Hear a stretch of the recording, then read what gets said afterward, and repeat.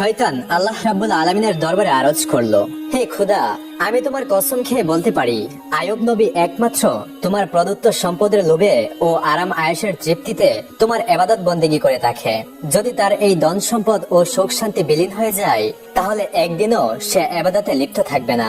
হে খুদা, তুমি নবীর উপর হস্তক্ষেপ করার ক্ষমতা দাও, আমি একটু দেখি তোমার আইয়ুব কতটা তোমার বিশ্বস্ত নবী। আল্লাহ রাব্বুল আলামিন শয়তানকে জানিয়ে দিলেন, তোমাকে নবীর উপর হস্তক্ষেপ করার ক্ষমতা প্রদান করা হলো। তোমার যেভাবে ইচ্ছা সেভাবেই তুমি নবীকে পরীক্ষা করে দেখতে পারো। শয়তান আল্লাহর প্রদত্ত ক্ষমতা পেয়ে একজন প্রতীক সেজে হযরত আইয়ুব আলাইহিস সালামের নিকট গমন করলো। আইয়ুব আলাইহিস সালামের নিকট গিয়ে নিজ দরিদ্রতা প্রকাশ করে শয়তান বলল, হুজুর, আমাকে কয়েকদিন আপনার বাসায় থাকার অনুমতি প্রদান করুন। হযরত আইয়ুব আলাইহিস সালাম লোকটির সম্পর্কে সন্দেহ পোষণ করলেন, কারণ তার শরীর থেকে এক প্রকার তীব্র গন্ধ বের হচ্ছিল। তখন হযরত আইয়ুব আলাইহিস সালাম তার সেই আবেদন নাকচ করে দিয়ে বললেন, আমি তোমাকে কিছু টাকা পয়সা দিচ্ছি, তুমি অন্যত্র গিয়ে থাকার ব্যবস্থা করো। শয়তান হযরত আইয়ুব আলাইহিস সালামের এই ব্যবহারে খুবই ক্ষিপ্ত হলো, তাই মলিন মুখে সে ফেরত গেল। এরপরে সে চিন্তা করতে লাগলো কিভাবে নবীর ক্ষতি করা যায়। অনেক চিন্তা ভাবনা করে সে স্থির করলো যে নবীর ফল বাগানে আগুন ধরিয়ে দেবে। যেই ভাবনা সেই কাজ। একদিন সে নবীর ফল বাগানে গিয়ে আগুন ধরিয়ে দিল। শয়তানের লাগানো আগুনে অনেকগুলি ফল বাগান নষ্ট হয়ে গেল। ফল বাগানের কর্মচারীরা দৌড়ে গিয়ে নবীর কাছে এই খবর পৌঁছালো। তাদের কাছ থেকে এই সংবাদ শুনে হযরত আইয়ুব আলাইহিস সালাম বললেন, আলহামদুলিল্লাহ, আল্লাহর সম্পদ আল্লাহ নিয়ে গেছেন, এতে আমার চিন্তিত হবার কোনো কারণ নেই। শয়তান যখন দেখলো হযরত আইয়ুব আলাইহিস সালামের ফল বাগান ধ্বংস করে দেওয়ার পরেও বিন্দুমাত্র বিচলিত হলেন না তিনি, তখন তার মনে আগুন ধরে গেল। অতঃপর সে আবার চিন্তা করতে লাগলো কি করে নবীর ক্ষতি করা যায়। পরের দিন শয়তান নবীর আস্থা বলে গিয়ে আগুন ধরিয়ে দিল। সেখানে আগুন এক ঝড়ের আকারে সমস্ত মাঠ পরিভ্রান্ত হয়ে গেল, যাতে সমস্ত পশু মারা গেল এবং কিছু সংখ্যক রাখালও সেই আগুনে মৃত্যুবরণ করলো। অন্যান্য রাখালগুলি এই খবরটি দ্রুত নবীর কাছে পৌঁছে দিল। খবর শুনে হযরত আইয়ুব আলাইহিস সালাম নামাজের নিয়তে দাঁড়িয়ে গেলেন এবং তিনি বলতে লাগলেন, আল্লাহর সম্পদ আল্লাহ তাআলা নিয়ে গেছে, এতে আমার বিচলিত হবার তো কিছুই নেই। শয়তান যখন দেখলো এত কিছুর পরেও নবী সামান্যতম বিচলিত হচ্ছে না, তখন তার মনে আরো আগুন জ্বলে উঠলো। এরপরে সে নবীর আরো বড় ক্ষতি করার চিন্তা করতে লাগলো। হযরত আইয়ুব আলাইহিস সালামের 12 জন সন্তান ছিল। তারা মক্তবে পড়াশোনা করত। মক্তবে পড়ালেখা করার জন্য প্রতিদিনের মতো একদিন সকালে হযরত আইয়ুব আলাইহিস সালামের 12 জন সন্তানেই উস্তাদের কাছে মক্তবে পড়াশোনা করতে গেল। এমন সময় উস্তাদ কোনো এক কাজে সেই মক্তব থেকে বের হলো, আর শয়তান এই সুযোগে সেই মক্তবের ছাদ ধসিয়ে দিল।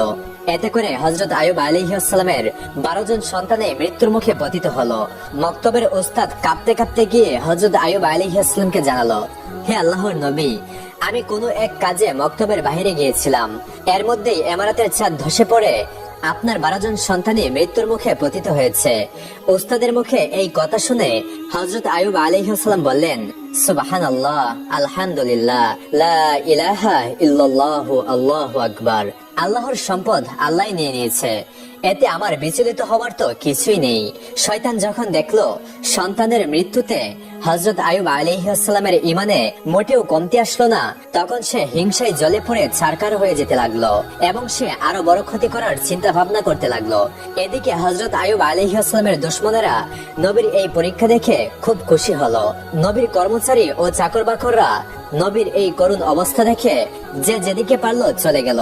নবীর বাড়ি ঘর, বাগান, আস্তাবল সবকিছু শূন্য হয়ে পড়ে রইল। এই সুযোগে শত্রুরা এসে সবকিছু লুট করতে আরম্ভ করলো। বিধ্বস্ত বাড়ির সকল মালামাল তারা নিয়ে গেল।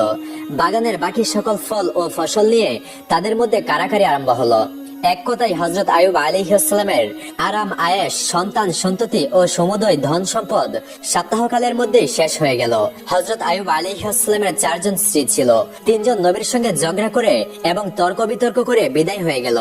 বাকি রইল একমাত্র হযরত রহিমা আলাইহিস সালাম। সবসময় তিনি নবীর সাথে সাথে থাকতেন।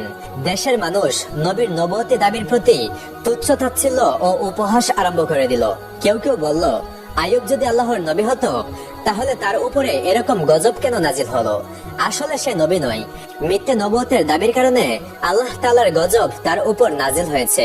এদিকে নবীর ভক্তদের মধ্যেও ভাঙন দেখা দিল। এই অবস্থা দেখে শয়তান তেমন খুশি হতে পারল না।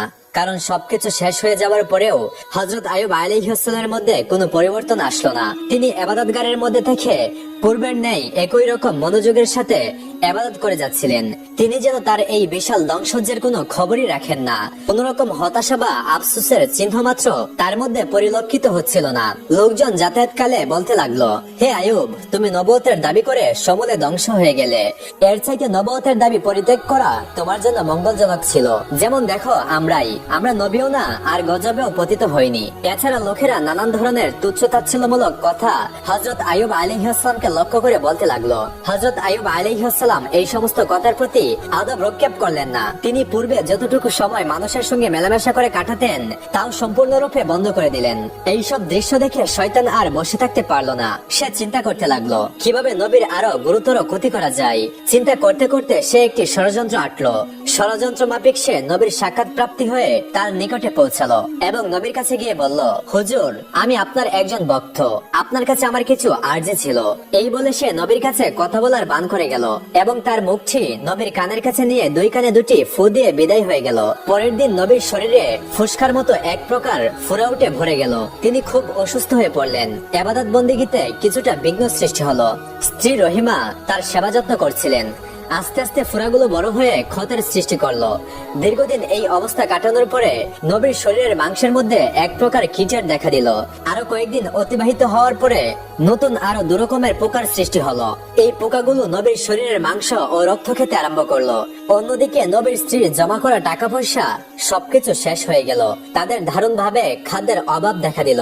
শুধু পানি পান করে নবী ও তার স্ত্রী রহিমা কয়েকদিন অতিবাহিত করলেন। তারপর আর ধৈর্য ধারণ করতে পারলেন না। হযরত রহিমা আলাইহিসসালাম হযরত আইয়ুব আলাইহিসসালামের নিকটে গিয়ে আরজ করলেন, হে আল্লাহর নবী, এখন আমাদের কাছে আর কিছুই নেই। অতএব গ্রামে গিয়ে মানুষের বাসায় কাজ করে উপার্জন করা ছাড়া আমাদের কাছে অন্য কোনো পথ নেই। আপনি যদি আমাকে অনুমতি দিতেন তাহলে আমি গ্রামে গিয়ে মানুষের বাসায় কাজ করে হালাল রুজি উপার্জন করতে পারতাম আর তা দিয়ে আমাদের আহারের ব্যবস্থা করতে পারতাম। হযরত আইয়ুব আলাইহিসসালাম স্ত্রীর মুখে এই সকল কথা শুনে অনেকক্ষণ কাঁদলেন। তারপর তিনি বললেন, হে রহিমা, তোমাকে কষ্ট দেবার কোনো মানসিকতাই আমার ছিল না, কিন্তু আমি অত্যন্ত অসুস্থ হয়ে পড়েছি, তাই বাধ্য হয়ে তোমাকে অনুমতি দিতে হচ্ছে। তুমি যাও, মানুষের বাসায় গিয়ে কাজ করো, তারপরেও তো কিছু হালাল রুজি উপার্জন করা যাবে। নবীর অনুমতি পেয়ে বিবি রহিমা মানুষের বাসায় কাজ করতে আরম্ভ করে দিলেন। এদিকে গ্রামবাসী আইয়ুব আলাইহিসসালামের শরীরের অবস্থা দেখে অত্যন্ত ভীত সন্তুষ্ট হয়ে পড়ল। ঘৃণায় তাদের শরীর গিরগির করতে লাগলো। এছাড়া মাংস পচার গন্ধে মানুষ অতিষ্ঠ হয়ে পড়ল। তাই একদিন তারা হযরত আইয়ুব আলাইহিসসালামের নিকট উপস্থিত হয়ে বলল, হে আইয়ুব, তুমি অতি সত্বর আমাদের এই গ্রাম ছেড়ে অন্যত্রে চলে যাও, না হলে আমরা তোমাকে বের করে দিতে বাধ্য হব। হযরত আইয়ুব আলাইহিসসালামের সঙ্গে মাত্র 3 জন লোক ছিল তখন।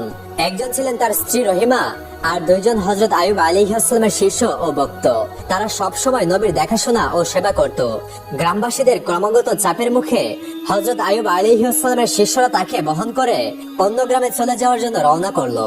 অনেকক্ষণ পথ চলার পর তারা অপর এক গ্রামে উপস্থিত হলো। সেই গ্রামের লোকেরা হযরত আইয়ুব আলাইহিসসালামের শরীরের অবস্থা দেখে বলল, তোমরা এখনই একে নিয়ে অন্যত্রে চলে যাও, না হলে আমরা তাকে মেরে এখান থেকে তাড়িয়ে দেব। এভাবে শিষ্যরা 60টি গ্রাম হযরত আইয়ুব আলাইহিসসালামকে নিয়ে ঘুরলো, কিন্তু কোন গ্রামের লোকেরাই হযরত আইয়ুব আলাইহিসসালামকে আশ্রয় দিল না। তখন শিষ্যরা বিরক্ত হয়ে গেল এবং রাস্তার পাশে ময়লা ও আবর্জনা ফেলার এক স্থানে গাছের ছায়ায় হযরত আইয়ুব আলাইহিসসালামকে রেখে বিদায় গ্রহণ করলো। বিদায়ের প্রক্ষালে তারা বলাবলি করতে লাগলো, হযরত আইয়ুব আলাইহিসসালাম আল্লাহর নবী হওয়া সত্ত্বেও তার উপরে এই ধরনের মুসিবত কেন আসলো? অন্যজন উত্তর দিল, হয়তোবা তিনি আল্লাহ তাআলার মর্জির বিপরীত কোনো কাজ করেছেন, না হয় তার এই পরিণতি কেন হবে। তারা একজন আরেকজনকে বলল, নবী যখন আল্লাহর মনোনীত কার্যকলাপ থেকে বিচ্যুত হয়েছে তখন আর তার পিছনে থেকে আমাদের কোনো লাভ নেই, চলো আমরা এখান থেকে চলে যাই। দুজনে এ ব্যাপারে একমত হলো এবং হযরত আইয়ুব আলাইহিসসালামকে গাছের নিচে রেখেই তারা বিদায় গ্রহণ করলো। হযরত রহিমা আলাইহিসসালাম হযরত আইয়ুব আলাইহিস সালামকে ছেড়ে যাওয়ার পাত্রী নন, তাই তিনি সদা সর্বদা নবীর খেদমতে ব্যস্ত থাকতেন। দিনের কিছু সময়ে মানুষের বাসায় গিয়ে কাজ করে যা সামান্য উপার্জন করতেন তা দ্বারা স্বামীর জন্য ঔষধ ও খাবারের ব্যবস্থা করতেন। এভাবেই দীর্ঘদিন অতিবাহিত হয়ে গেল। হযরত আইয়ুব আলাইহিস সালামের শরীরের কত কীট মরে যায়, আবার কত নতুন ভাবে কত কীটের জন্ম হয়। এভাবে দিন দিন কীটের সংখ্যা বাড়া ছাড়া আর কমে না। তার শরীরে সামান্য হাড়ি মাংস ছাড়া আর কিছুই অবশিষ্ট ছিল না। একদিন হযরত আইয়ুব আলাইহিস সালামের শরীর থেকে কয়েকটি কীট গড়িয়ে পড়ে গেল। তখন হযরত আইয়ুব আলাইহিস সালাম স্ত্রী রহিমাকে ডেকে বললেন, রহিমা, মানুষ মাটির তৈরি। মানুষ মৃত্যুবরণ করার পরে তার শরীরের হাড় মাংস পুনরায় মাটিতে পরিণত হবে। মাঝখানে আল্লাহর কিছু পোকা যদি এই মাংস ও রক্ত খেয়ে কিছুটা তৃপ্তি লাভ করতে পারে, এতে আপত্তি কিসের? এতে অন্তত ওদের খাবার দানের পূর্ণতা পাওয়া যাবে। অতএব যে কীটগুলি গড়িয়ে মাটিতে পড়ে গেছে ওইগুলিকে উঠিয়ে পুনরায় আমার শরীরের সঙ্গে লাগিয়ে দাও। হযরত রহিমা আলাইহিস সালাম স্বামীর আদেশ অনুসারে গড়িয়ে পড়া কীটগুলিকে পুনরায় উঠিয়ে তার শরীরের সঙ্গে লাগিয়ে দিলেন। একদিন হযরত রহিমা আলাইহিস সালাম গ্রামে গিয়ে কোনো কাজ পেলেন না। তখন তিনি খুবই দুশ্চিন্তাগ্রস্ত হয়ে পড়লেন। কাজের জন্য তিনি হন্যে হয়ে সারা গ্রামে ছুটে বেড়াতে লাগলেন, কিন্তু কোথাও কোনো কাজ পেলেন না। অবশেষে তিনি একজন মহিলার কাছে গিয়ে বললেন, আপনি আমাকে আজকের জন্য কিছু অর্থ ধার দিন, আমি আগামী দিনে সে অর্থ আপনাকে পরিশোধ করে দেব। আমার স্বামী অত্যন্ত রোগাগ্রস্ত, আমি আজকে কোনো কাজের ব্যবস্থা করতে পারিনি। আপনি যদি আমাকে কিছু অর্থ ধার দিতেন তাহলে সেই অর্থ দ্বারা আমি আমার স্বামীর জন্য ঔষধ ও খাবার নিয়ে যেতে পারতাম, আর না হলে আমার স্বামীকে না খেয়ে থাকতে হবে। আপনি আমার প্রতি একটু দয়া করুন। মহিলা হযরত রহিমা আলাইহিস সালামের কথা শুনে বলল, আমি কাউকে টাকা ধার দেই না। জীবনে অনেক মানুষকে টাকা ধার দিয়েছি, কিন্তু তারা কেউ আজ পর্যন্ত আমার টাকা ফেরত দেননি। অতএব তোমার এই ভাওতাবাজির অভিনয় বাদ দিয়ে সোজা বাড়ির পথ দেখো।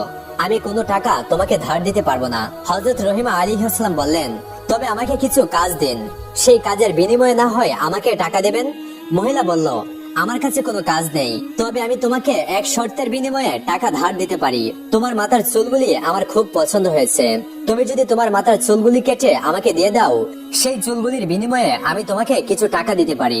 হযরত রহিমা আলাইহিস সালাম বললেন, হে মহিষী নারী, আমার স্বামী অত্যন্ত রোগাগ্রস্ত, তার সমস্ত শরীর পোকায় খেয়ে ফেলেছে, তিনি কোনো কঠিন জিনিস স্পর্শ করতে পারেন না।